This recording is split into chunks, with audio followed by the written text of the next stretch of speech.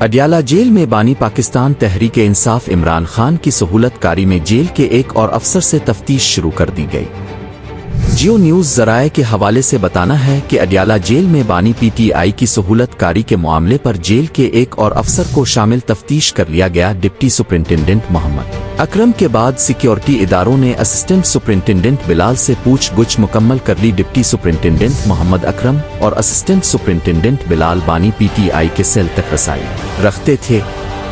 ज़राए के मुताबिक डिप्टी सुपरिंटेंडेंट को कमरा अदालत में दौरान समाअत बानी पीटीआई से सरगोशियां करते भी देखा गया। ज़राए के मुताबिक दोनों अफसरान पर बानी पीटीआई को मोबाइल रसाई देने का इल्ज़ाम भी है। सिक्योरिटी इदारों ने असिस्टेंट सुपरिंटेंडेंट बिलाल का मोबाइल फ़ोन रिकॉर्ड हासिल कर लिया।